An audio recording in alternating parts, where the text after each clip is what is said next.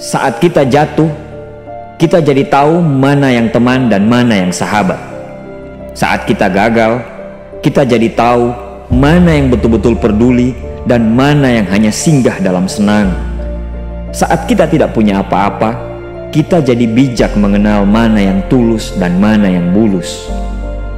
Saat kamu sukses, kaya, dan lagi di atas dalam proses kehidupan, semua orang akan memuji, semua orang akan menyanjung, bahkan semua orang akan mengaku kalau dia ikut berperan dalam suksesmu.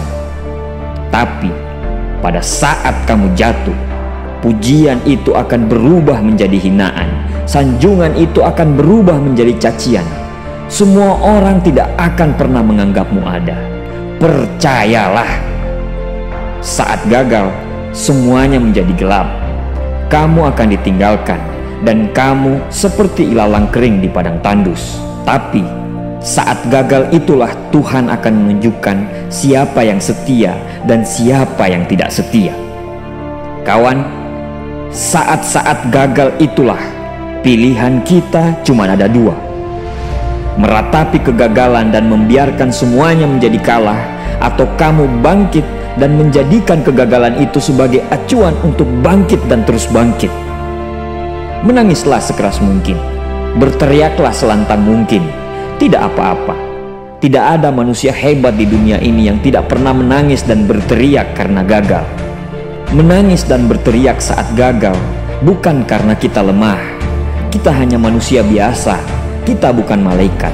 Tumpahkan semua kesedihanmu dalam setiap doa-doamu. Berdoalah, jangan meminta supaya semua masalah menjadi ringan, tapi berdoalah dan mintalah agar pundak kita kuat untuk memikul semua masalah yang kita hadapi. Ketahuilah, Tuhan menciptakan masalah selalu beserta solusinya. Tapi setelah itu, kamu harus bangkit. Kamu harus jauh lebih hebat daripada sebelumnya.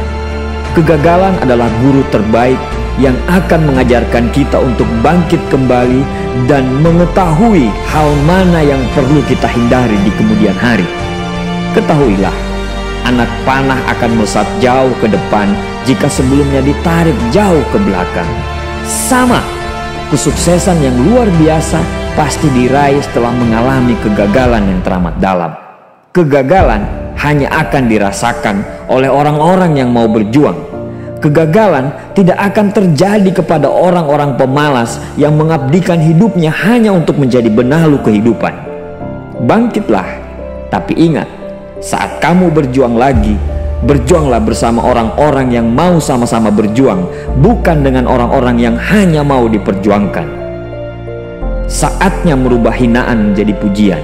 Saatnya merubah cacian menjadi tepuk tangan. Saatnya mengembalikan apa yang sudah hilang.